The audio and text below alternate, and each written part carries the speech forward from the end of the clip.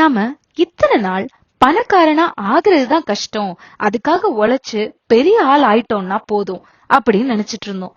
ஆனா அதை விட பெரிய சவாலான விஷயம் சம்பாரிச்ச பணத்தை பத்திரமா வச்சுக்கிட்டு பணக்காரனாவே வாழ கத்துக்கிறது தான் அப்படின்னு ஆரம்பிக்குது இந்த அத்தியாயம். நம்ம த சைக்காலஜி ஆஃப் மணி புக்க பத்தி இந்த சீரீஸ்ல பாத்துட்டு இருக்கோம். இன்னைக்கு அந்த புக்ல இருக்க 5th சாப்டர் பத்தி பார்க்க போறோம். நீங்க முன்னாடி சாப்டர்ஸ் கேட்கலனாலும் இது புரியும், பயனுள்ளதா இருக்கும். ஏன்னா இது தொடர்ச்சி கிடையாது. வாங்க இந்த அத்தியாயத்துல ஆத்தர் என்ன சொல்லிருக்காங்கன்னு பார்க்கலாம்.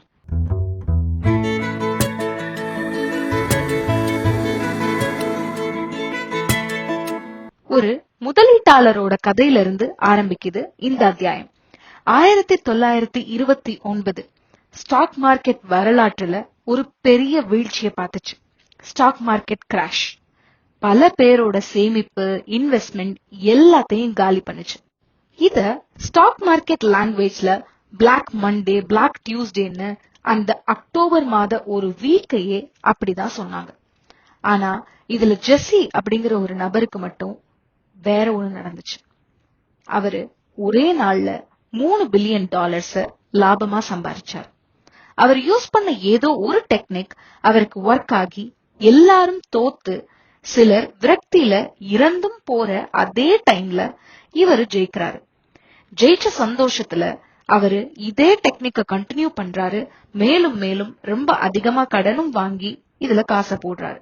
4 வருஷத்துல எல்லாத்தையும் இழந்துட்டாரு. 1929ல ஸ்டாக் மார்க்கெட்ல ஒரே நாள்ல அதிகம் சம்பாரிச்ச நபரும் இவருதான். 1933ல ஒரே நாள்ல அதிக பணத்தை இழந்தவரும் இவருதான் அப்படின்னு பின்னாள்ல பேசப்பட்டுச்சு. ஜெஸ்ஸிக்கு பணத்தை எப்படி சம்பாதிக்கணும்னு நல்லாவே தெரிஞ்சிருக்கு. ஆனா அதை எப்படி பத்திரமா வச்சுக்கிட்டு பணத்தின் பலத்தோட வாழணுங்கிறது தெரியல.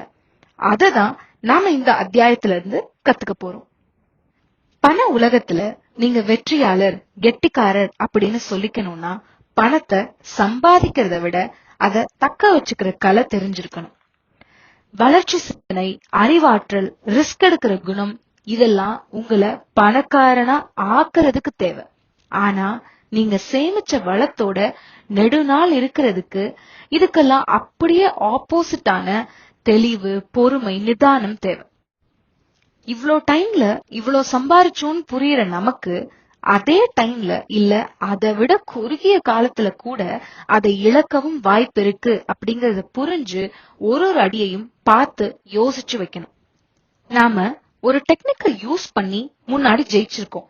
சோ அது அடுத்த வாட்டியும் அதே மாதிரிதான் கண்டிப்பா நடக்கும்னு பெரிய அடியா எடுத்து வச்சா எல்லா டைம்லயும் அது ஒர்க் அவுட் ஆகாது. அப்படியே இது ஒர்க் அவுட் ஆகலைனாலும் என்னால சமாளிச்சிட முடியுங்கிற அளவுக்கு சின்ன சின்ன அடியதான் எடுத்து வச்சு முன்னேறணும். இதுக்கு எடுத்துக்காட்டா நான் மறுபடியும் வாரன் பஃபெட்டை பத்தி தான் இங்க பேச போறேன். நிறைய பேரு வாரன் பஃபெட் எப்படி பெஸ்ட் கம்பெனியை சூஸ் பண்றாரு, எப்படி இன்வெஸ்ட் பண்றாரு, அதுல இருந்து எப்படி ரிட்டர்ன்ஸ் எடுக்கிறாருங்கிறத பத்தி நிறைய ரிசர்ச், நிறைய புக்ஸ் எழுதிருக்காங்க. ஆனா நம்ம முக்கியமா கத்துக்க வேண்டியது அவரு என்ன பண்ணல அப்படிங்கறதுதான். அவர் ஒரே ஸ்ட்ராட்டஜியை ஃபாலோ பண்ணல. அவரு ஸ்டாக் மார்க்கெட் கிராஷ் ஆகும் போதெல்லாம் பயந்து பேனிக் செல்லிங் பண்ணல. அவரு பர்ன் அவுட் ஆகி எதை நோக்கியும் வேகமா ஓடல. பொறுமையா நின்னு ஜெயிச்சாரு. 10 வயசுல ஆரம்பிச்ச இன்வெஸ்ட்மெண்ட் பயணம் 89 வயசு வரை தொடர்ந்துச்சு. இப்படி சர்வை பண்ணணும்னா எந்த முடிவையும் எடுக்கிறதுக்கு முன்னாடி அதுக்கு சில பாடங்களை நம்ம ஞாபகம் வச்சுக்கணும். முதல் பாடம், பெரிய லாபம் பார்க்கணும்னு யோசிக்காம நஷ்டமே ஆனாலும் நான் பினான்சியலா பிரேக் ஆகாம இருப்பேனா அப்படிங்கறத யோசிக்கணும். இத புரிஞ்சுக்க நான் ஸ்டாக் மார்க்கெட் வச்சு ஒரு எக்ஸாம்பிள் சொல்றேன். உங்களுக்கு மாசம் ஒரு 10,000 சம்பளம் இருக்கும்னு வச்சுக்கோங்க. இதுல உங்களால எவ்வளவு இன்வெஸ்ட் பண்ண முடியும்? ஒரு 100 ரூபாய்.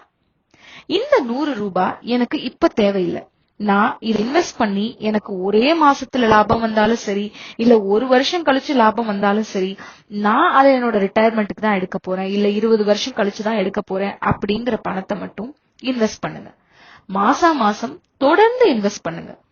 இப்படி குட்டி குட்டி அமௌண்டா சேர்க்கறதுனால ஒரு பீரியட்ல ஷேர் மொத்தமா கிராஷ் ஆனாலும் அது கண்டிப்பா மீண்டு வரும்போது நீங்க பெரிய லாபத்தை பார்க்க முடியும்.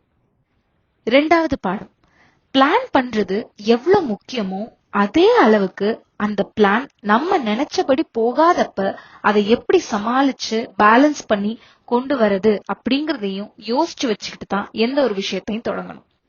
3வது பாடம், ஆப்டமிஸ்டிக், எல்லாம் கண்டிப்பா சரியாதான் நடக்கும் அப்படின்னு கண்ணை மூடிட்டு நம்புறது. பெசிமிஸ்டிக், எல்லாமே தப்பு தப்பா தான்ப்பா போய் முடியும் அப்படின்னு நினைக்கிறது. இது ரெண்டுமே 2 எக்ஸ்ட்ரீம், நமக்கு தேவையில்லை. நடுவுல ஒருத்தன் இருக்கான் பாருங்க, பார்பெல் பர்சனாலிட்டி, அதுதான் பணம் சார்ந்த முடிவுகள் எடுக்கும்போது நமக்கு தேவை. இத புரிஞ்சுக்க மறுபடியும் அந்த ஸ்டாக் மார்க்கெட் எக்ஸாம்பிளே நான் எடுத்துட்டு வரேன். எல்லாம் சரியாதான் நடக்கும், எனக்கு நல்ல லாபம் கிடைக்கும் அப்படின்னு மொத்த சம்பளம் 10,000 ரூபாயையும் கொண்டே ஸ்டாக் மார்க்கெட்ல போடுறதும் முட்டாள்தனம். ஐயோ ஸ்டாக்ஸ் எல்லாம் மோசம்பா, நான் அதை பத்தி என்னன்னே தெரிஞ்சுக்க மாட்டேன், நான் 1 ரூபா கூட அதுல போடவே மாட்டேன் அப்படின்னு இருக்கிறதும் தப்பான விஷயம். ஒரு விஷயத்த பத்தி நல்லா தெரிஞ்சுக்கோங்க, அதுல எதெல்லாம் சரியா நடக்க வாய்ப்பு இருக்கு, எதெல்லாம் சரியா நடக்காம இருக்க வாய்ப்பு இருக்கு அப்படின்னு எல்லாத்தையும் யோசிச்சு ஒரு சரியான முடிவு எடுக்கிறது தான் இந்த பார்பெல் பர்சனாலிட்டி. இதெல்லாம் ஃபாலோ பண்ணும்போது நீங்க பணம் சம்பாதிக்கிறது மட்டும் இல்லாம நீண்ட நாள் சம்பாரிச்ச பணத்தை பத்திரமா வச்சுக்கிட்டு பணக்காரனா வாழவும் முடியும். உங்க நேரத்தை செலவு பண்ணி இந்த பதிவை கேட்டது உங்களுக்கு சிறிய அளவு பயனாவது அளிச்சிருக்கும்னு நான் நம்புறேன். இதுக்கு முன்னாடி அத்தியாயங்களை நான் சேர்த்து ஒரு பிளேலிஸ்டா இங்க ஆட் பண்ணிருக்கேன். உங்களுக்கு நேரம் வந்தா அதையும் கேளுங்க. மற்ற அத்தியாயங்களை கேட்க சேனலோட தொடர்ந்து இணைஞ்சிருங்க. நன்றி.